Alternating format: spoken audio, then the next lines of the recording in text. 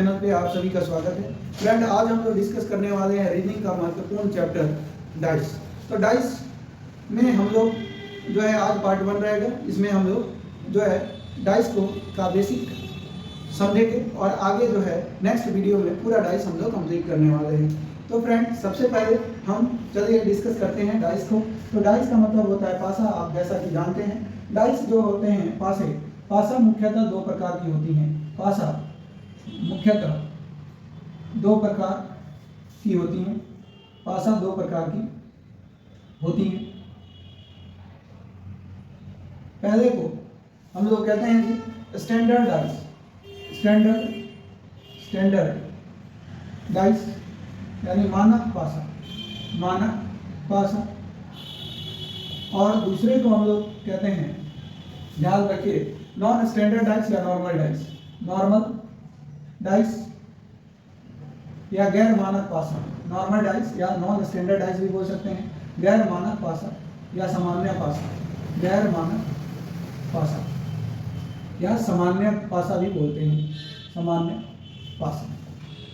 और इन दो डाइस के प्रकार पे आपके एग्जाम में क्वेश्चन बनते हैं। तो सबसे पहले हम जानते हैं स्टैंडर्ड डाइस के बारे में। स्टैंडर्ड डाइस यानी मानक पासा क्या होती है, उसको हम लोग आज समझेंगे। मानक पासा के बारे में आज हम लोग चर्चा करेंगे। इसको हम जानने की कोशिश करते हैं। तो ध्यान रखिएगा, मानक पासा का मतलब, मानक पासा क्या होता है, जिनके वैसे पासे जिनके विपरीत फलकों का योग 7 हो। वैसे पासे जिनके विपरीत फलकों का योग 7 हो, मानक पासा कहलाते हैं। मानक पासा कहलाते हैं और मानक पासा कहलाते हैं। जैसे कि मान लीजिए यहाँ पे लिखा हुआ है 1 2 4। तो अगर मानक पासा है तो यहाँ पे अगला क्या आएगा, 6 आएगा, तभी 7 होगा। ये 2 है तो इसका अपोजिट फलक जो होगा 5 होगा, तभी इनको ऐड करने पे 7 आएगा। अगर 3 है तो इसका अपोजिट क्या होना चाहिए, 4, तभी 7 आएगा। अगर इस तरह का कोई सम है, अगर इस तरह से पासे के विपरीत फलक हैं, तो आप उनको कहेंगे कि वो मानक पासा हैं। क्या बोलेंगे, मानक पासा हैं। अब हम बात करते हैं, ध्यान रखेंगे, मानक पासा आपको समझ में आना चाहिए। अब हम बात करेंगे नॉर्मल डाइस की या गैर मानक पासा, साधारण या सामान्य पासा की। तो इसमें बेसिकली क्या होगा, ध्यान रखिएगा, जब हम वैसे पासे, यहाँ पे चलिए मैं इसको मिटा रहा हूँ, आप इसे पॉज करके जरूर लिख लें, फिर आगे हम लोग डिस्कस कर रहे हैं। स्टैंडर्ड डाइस के बाद आता है सामान्य पासा या नॉर्मल डाइस। तो नॉर्मल डाइस की बात करें, नॉर्मल डाइस क्या होती है, तो ध्यान रखेंगे, नॉर्मल डाइस गैर मानक पासा की मैं बात कर रहा हूं। तो वैसे पासे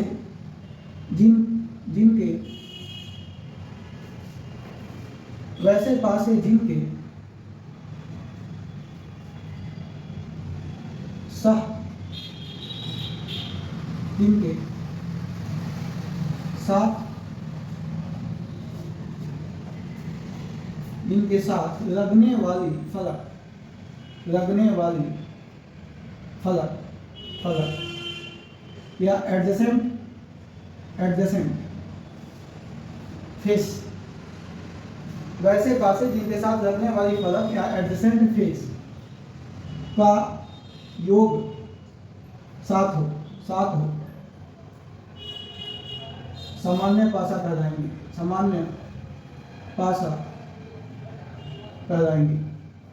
कहलाएंगे।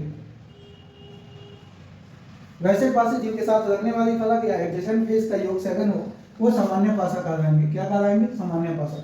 अब ये सामान्य पासा की मैं बात करूं तो एडजेसेंट फेस, जैसे कि मान लीजिए यहाँ पे अगर सपोज कल्पना कीजिए कि ये आपका एक डाइस है और ये डाइस है, मैं कह रहा हूं ये आपका एक डाइस है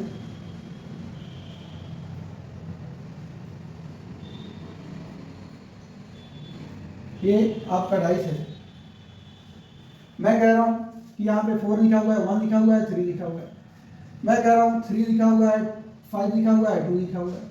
मैं कह रहा हूँ 6, 4 और 1 लिखा हुआ है। तो आप देख रहे हैं कि 6 का एडजेसेंट साइड 4 भी है, 6 का एडजेसेंट साइड 1 भी है, 4 का एडजेसेंट साइड 3 भी है, 4 का एडजेसेंट साइड 1 भी है, 3 का एडजेसेंट साइड 2 भी है, 3 का एडजेसेंट साइड 5 भी है। तो आप देखेंगे मैंने क्या कहा कि एडजेसेंट फेस का योग 7 हो। वैसे पासे जिनके साथ लगने वाली फलक का योग 7 हो, लगने वाली किन्हीं दो फलक का योग, ऐसे निकले, लगने वाली किन्हीं दो फलक का योग 7 हो, वो सामान्य पासा कराएंगे। तो यहाँ देखिए 6 + 1 कितना होता है, 7 होता है। तो ये आपका सामान्य पासा हो गया। 4 और 3 कितना होता है, 7 होता है, तो ये सामान्य पासा हो गया। 5 और 2 कितना होता है, 7 होता है, सामान्य पासा हो गया। तो उम्मीद है स्टैंडर्ड डाइस में क्या होता है, आपको बताया कि अपोजिट फलक किन्हीं दो अपोजिट फलक का योग जो होगा 7 होगा। नॉर्मल में क्या होता है, किन्हीं दो एडजेसेंट जो फेसेज होंगे उनका सम जो होगा 7 होगा। आगे बढ़ते हैं। आगे हम इसको कुछ और चीज़ें हम लोग सीखेंगे, समझने की कोशिश करते हैं। अब इसको मैं मिटाता हूँ, आगे सॉल्व करते हैं।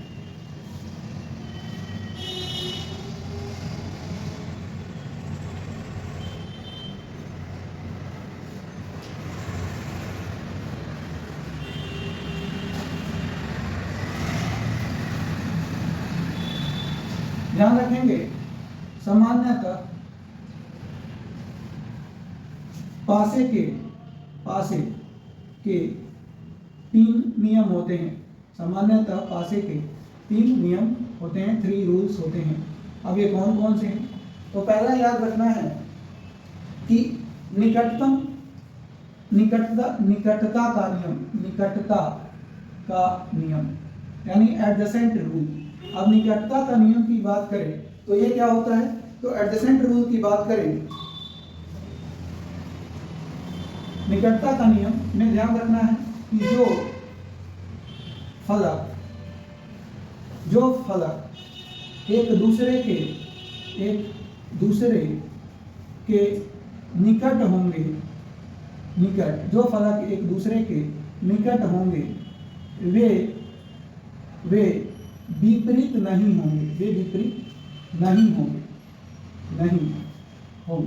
वे विपरीत नहीं होंगे।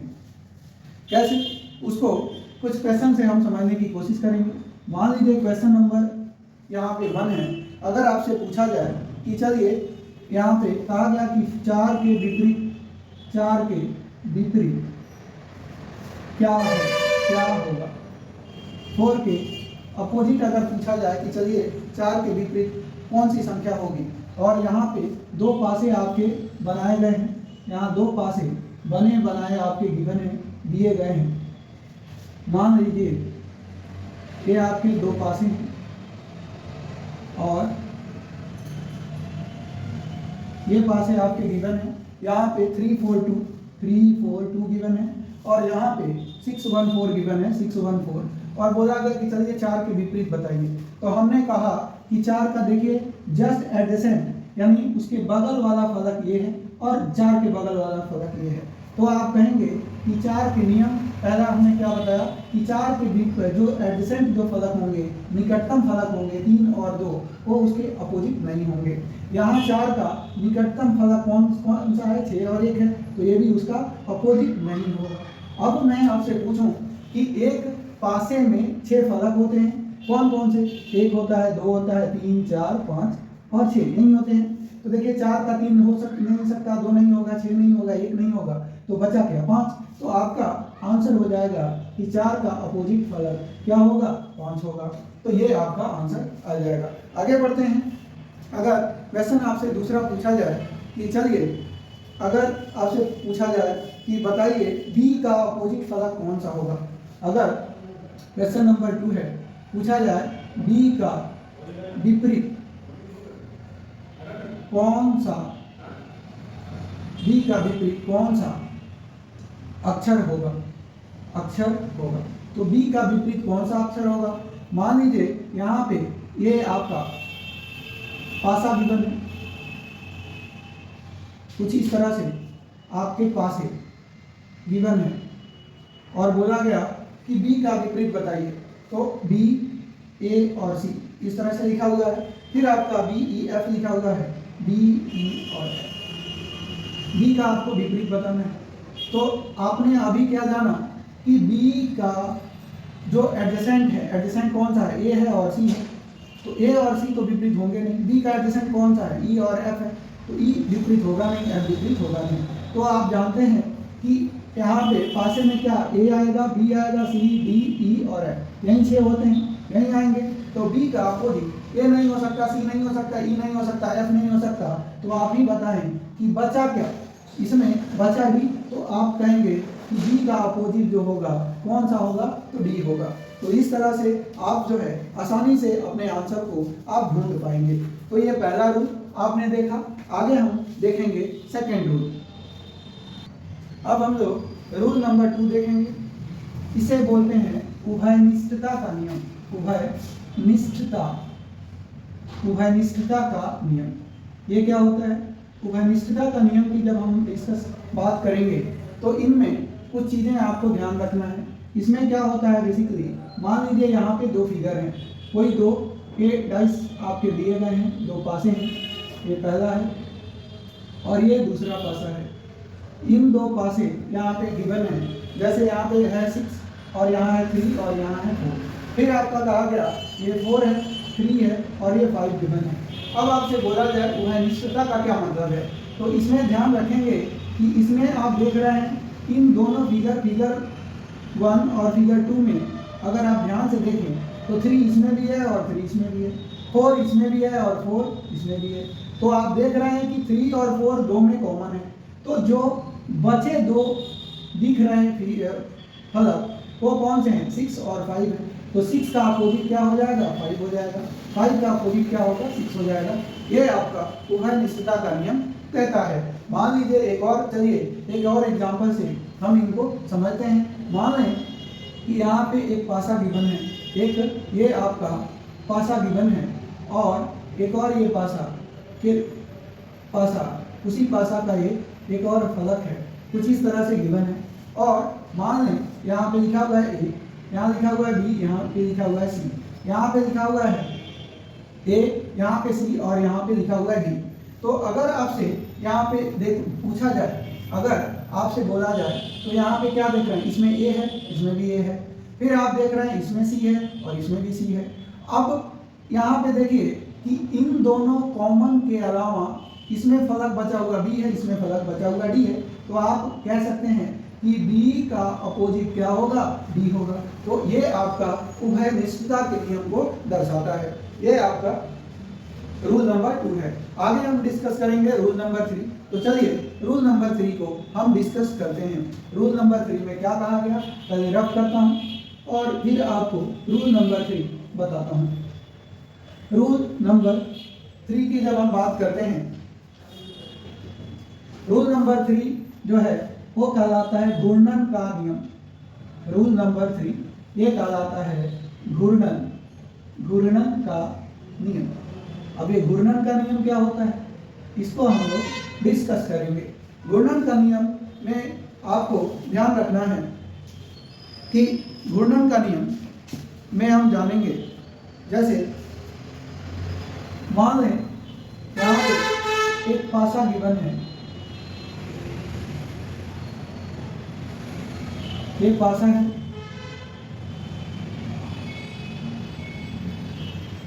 ये 2 पासे हैं और यहाँ पे लिखा हुआ है 3 4 5 3 4 5। फिर अगले पासे में लिखा हुआ है 3 6 1। तो घूर्णन का नियम बेसिकली क्या रिप्रेजेंट करता है, आपको इन दोनों में फिगर 1 और फिगर 2 में सबसे पहले देखना होता है कि कॉमन कौन सी संख्या है। तो आप देख रहे हैं कि इसमें भी 3 है और इसमें भी 3 है। तो आपको 3 से क्लॉकवाइज डायरेक्शन में जो है आगे की तरफ ऐसे घूमते चले जाना होता है। तो 3 के बाद जस्ट आएगा 4 और 4 के बाद क्या आएगा जी, 5 आएगा। फिर यहाँ 3 से घड़ी के डायरेक्शन में आपको बढ़ते जाना है। 3 के बाद क्या आएगा, 6 आएगा। 3 के बाद क्या आएगा जी, 6 आएगा और 6 के बाद क्या आएगा, 1 आएगा। तो 3 के बाद 6 और 1 आ जाएगा। तो ध्यान रखेंगे, अगर आपसे बोला जाए कि 4 का अपोजिट क्या होगा 6, 5 का अपोजिट क्या होगा 1। आप जानते हैं कि 1 2 3 4 5 6 6 फलक होते हैं तो 6 नंबर पासे पे अंकित होंगे। तो 4 का अपोजिट 6 हो जाएगा, 5 का अपोजिट 1 हो जाएगा। तो 4 का अपोजिट 6 है, 5 का अपोजिट 1 है, तो 3 का अपोजिट क्या होगा बचा 2। तो यहाँ पे 3 का अपोजिट आपका हो जाएगा 2। तो ये घूर्णन का नियम आपका कहलाता है। आगे तो इस तरह से घूर्णन का नियम आप सॉल्व कर सकते हैं। चलिए एक और प्रश्न मैं आपको बताता हूँ, फिर आगे जो है हम लोग अगले कॉन्सेप्ट को डिस्कस कर लेंगे। यहाँ पे एक फिगर सपोज कीजिए ये आपका गिवन है और यहाँ पे ADC लिखा हुआ है, ए है, फिर आपका ये डी है और सी है, फिर यहाँ पे पासे में CDF लिखा हुआ है, CDF। और मैं आपसे कहूँ कि सबसे पहले हम क्या देखेंगे घूर्णन नियम में, इनमें देखेंगे कि कॉमन क्या है। तो देखिए सी इसमें भी है, सी इसमें भी है, तो घड़ी की दिशा में चलेंगे। सी आया, डी आया, फिर ए आया, फिर यहाँ से CF और B आ जाएगा। तो यहाँ पे हम देखेंगे कि ए का अपोजिट B हो गया और डी का अपोजिट F हो गया। तो आप जानते हैं कि सी का अपोजिट क्या होगा, तो सी का अपोजिट क्या होगा ई हो जाएगा। तो आपका आंसर क्या हो जाएगा ई। तो इस तरह से रूल नंबर 3 हम लोगों ने कंप्लीट किया। आज के वीडियो में इतना ही, फिर मिलते हैं अगले वीडियो में। अगर वीडियो पसंद आई हो तो प्लीज़ वीडियो को लाइक कीजिएगा, चैनल पे नए हैं तो सब्सक्राइब कर लीजिएगा। मिलते हैं नए वीडियो में, तब तक के लिए धन्यवाद, टेक केयर।